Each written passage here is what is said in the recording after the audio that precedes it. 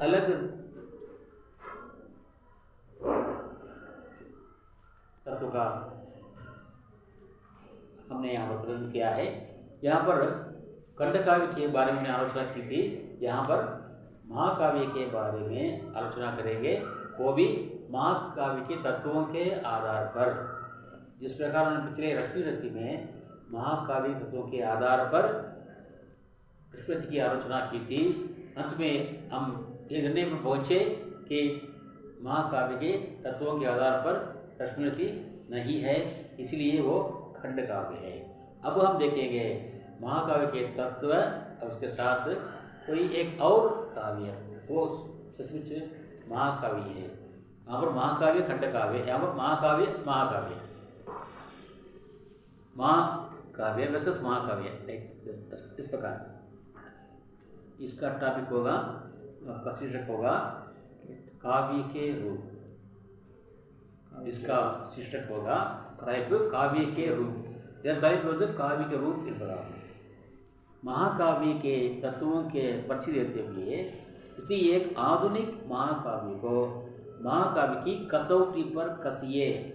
कसौटी என்றால் தங்கத்தை வரைச்சு பார்க்குறாங்க இல்லையா, அந்த கல் தான் कसौटी, உரைகல்லுங்கிறது.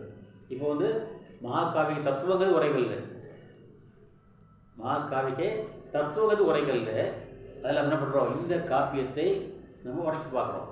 இது வந்து உண்மையானதா இல்லை இல்லையா? ஆமாம். கடிபோலி के महाकाव्य में साकेत का प्रमुख स्थान है. கடிபோலி எழுதப்பட்ட பெருங்காப்பியங்களிலே சாக்கேத்துக்கு முதலிடம் இருக்கிறது. काव्य शास्त्रों में महाकाव्य के लक्षण नियत हैं. ஆகவே காவிய சாஸ்திரங்களிலே வந்து ஒரு பெருங்காப்பியத்துக்கான இலக்கணங்கள் அடங்கியுள்ளன, निर्णयக்கப்பட்டுள்ளன. इसके आधार पर साकेत के महाकाव्यत्व पर विचार करेंगे.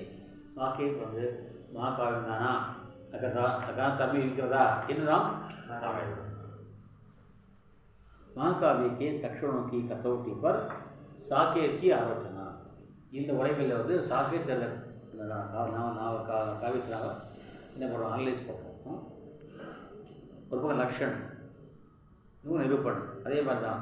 ஆனால் இங்கே महाकाव्य साकेत, அங்கே வந்து खंडकाव्य रश्मि लक्षण. महाकाव्य को सर्गबद्ध होना चाहिए, அதாவது அத்தியாயத்துக்கு கட்டுப்பட்டு இருக்கணும். இருக்குதா? ஆன்சர் இருக்கா? சாக்கேத் சர்க்கபத்த ரச்சனா ஹே, சரியானது. சரி, அடுத்தது பதிலால் கட்டுப்பட்ட கட்டுண்ட. महाकाव्य में कम से कम 8 सर्ग होने चाहिए. பெருங்காப்பியம் என்றால் குறைந்தபட்சம் என்ன வேணும், 8 அத்தியாயம் வேணும், எபிசோட் வேணும் அல்லது காண்டங்கள் வேணும். साकेत में 12 सर्गों का विधान है. இல்லை, சாக்கேத் வந்து 12 अध्याय को ओके ना. सही. महाकाव्य का आरंभ मंगलाचरण से होने चाहिए. தொடங்கணும், இது இறைவணக்கத்தோடு தொடங்கணும். साकेत का आरंभ गणेश वंदना से होता है. विनायकर பண்ணிட்டு ஆரம்பிக்கிறாங்க. சரி. महाकाव्य एक महान या मुख्य लक्ष्य होना चाहिए. महाकाव्य ஒரு முக்கியமான லட்சியம் நாலு. साकेत रचना का मुख्य उद्देश्य उर्मिला, लक्ष्मण और कैकेयी के चरित्र की प्रमुखता देनी है. இந்த சாக்கேத் படைப்பு வந்து முக்கியமாக நோக்கம் என்னவென்றால் ஊர்மிளா, லக்ஷ்மண் மற்றும் கைகேயி கேரக்டருடைய அந்த கேரக்டருக்கு முக்கியத்துவம் தர வேண்டும், இம்பார்ட்டன்ஸி தர வேண்டும். और उनके प्रति கருணா சமர்ப்பித் करनी है. அவர்களுக்கு மீது இரக்கத்தை, அங்கே வந்து சாந்தரஸ் இரக்கத்தை வெளிப்படுத்தணும். எல்லாரும் அந்த கேரக்டரை பார்த்து பரிதாபப்பட வேண்டும் என்பதற்காகத்தான் இங்கே எழுதப்பட்டிருக்கிறது. சரி, ஓகே தான். சரி. महाकाव्य में प्रकृति चित्रण होना चाहिए. இயற்கை வர்ணனை இருக்கணும். साकेत में अयोध्या नगर और सरयू नदी का वर्णन है. अयोध्या नगरम மற்றும் அங்கே ஓடுகின்ற சரையூ नदी वर्णने। महाकाव्य में प्रत्येक सर्ग में एक ही छंद का प्रयोग हो और अंत में छंद परिवर्तन होना चाहिए. இந்த பெருங்காப்பு என்றால் ஒவ்வொரு எபிசோடில் வந்து ஒவ்வொரு காண்டத்திலும் ஒரே யாப்பு தான் சந்தம் பயன்படுத்தணும். முடிவிலே வந்து முடிக்கும்போது புதிய சந்தம் ஆரம்பிக்கணும். அப்புறம் அடுத்தது வந்து அதை ஆரம்பிக்க பாருங்கள், அதுலேயே தொடங்கணும் பண்ணி இது மாதிரி அந்தாதி மாதிரி. இப்போ அபிராமத்தை படிச்சுப்பீங்க. அபிராமி அந்தாதி அதில் என்ன பாராட்டப்பட்டார்? மணியேங்கிறாரு முதல்ல. அப்புறம் மணியின் ஒலியே, இப்போ ஒலி அது அந்தம். மறுபடியும் அது முதல்ல போடுற பாருங்க, ஒலியின் அணிபுரிந்த வணியே, ஒலியின் அணிபுரிந்த வணியேம்பார். அடுத்த அணிபார் அணியே, அணியும் அணிக்கழகே. மறுபடியும் அந்த அணிபுரம் அணுகாதவருக்கு பிணியே, பிணிய முடிக்காது. மறுபடியும் ஆரம்பிப்பார், பிணிக்கு மருந்தே. அப்புறம் அமர்தரும் இருந்தே, பணியன் முன்னை என் பத்மபாதம் படைந்த பின்னே இந்த ஆரம்பிப்பார். யார்? அபிராம பட்டர். அபிராமி அந்தாதிகள் வரும். அதுபோல் அந்த ஆதி கடைசி எடுத்த அந்த முதல் வரியினுடைய கடைசி எடுத்த வந்து அடுத்த வரியினுடைய முதலெடுத்தாக போட்டிருப்பாங்க. அதாவது அந்தாதிகள் இங்கே சொல்கிறாரு. அது மாதிரி அந்த ஒரு யாப்பு முடியும் போது கடைசியில் எல்லாம் அந்த யாப்பு மாற்றணும். அந்த மாற்றி யாப்பு வந்து அடுத்த அத்தியாயத்தில் தொடங்கணும். அதை முடிக்கும் போது அடுத்து வரணும். அப்படி சரி. சாகேத் மே छंद योजना की उपयुक्त है, பொருத்தமாக இருக்குது, சூட்டபிளாக இருக்கிறது. प्रथम सर्ग में पीयूष वर्ष छंद है, सर्गांत में चौपाई छंद है. இந்த ஒவ்வொரு சர்க்கம் அதே ஆரம்பிக்கிற பொழுது வந்து பீயூஷ் வருஷம் என்ற யாப்பு பயன்படுகிறது. அந்த கடைசியில் பயன்படுகிறது चौपाई என்ற யாப்பு பயன்படுகிறது. महाकाव्य की कथावस्तु का मुख्यम सामान्य जन से संबद्ध ना होकर लोक प्रख्यात होता है. இது வந்து சாரும் அப்படியே வாழ்க்கை மாதிரி இருக்கலாம், ஆனால் கூட வந்து உலக புகழ்பெற்ற ஒரு நாயகனை பற்றியாக இருக்கணும். அந்த மூலக்கதை. साकेत में मर्यादा पुरुषोत्तम राम की कथा है. मर्यादा पुरुषोत्तम அவர்களையே உயர்ந்தவனாகிய ராமனுடைய கதை இங்கே சொல்லப்பட்டிருக்கிறது. அதுவும் ஓகே.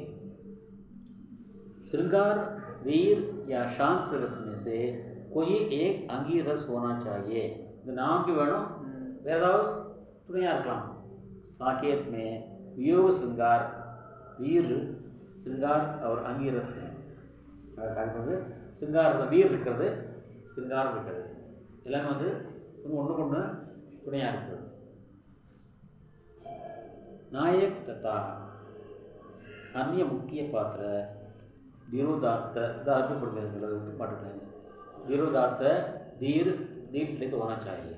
अभी बता बात चिन्ह बुक बात. महाकाव्य साकेत नायिका प्रधान महाकाव्य है. ஏன்னா அது வந்து என்ன எய்ம்னா ஊர்மிளாவுடைய கேரக்டரை வந்து மெயின் கொள்ளணும். அதனால் வந்து நாயிகா பிரதான் தான், नायिका प्रधान महाकाव्य है. இது அதுதான் உங்களுக்கு காமாயண நாயிகா பிரதான கதாதான். நாயக் சம்பூர்ண சர்வகுண சம்பன்ன ரோஜோத்தாய், அனைத்து பண்புகளும் வீரவும் ஒருங்கி அமைப்பெற்ற ஒரு போர் வீரன் அவன். யார்? லக்ஷ்மணன். ராம் கோ நாயக் மானே தோ வே தீர உதாத் நை. ராமனிக்கு நாயகன், ராமநாயகன் எடுத்துக்கொண்டால் அவர் தைரியமுள்ளவர், கடன் உள்ளவர். महाकाव्य की शैली विस्तार गर्भी और गंभीरपूर्ण होना चाहिए. இந்த ஸ்டைல் எப்படி இருக்கணும்? விசார கர்ப்பி, அதோட விரிந்து பறந்து இருக்கணும்.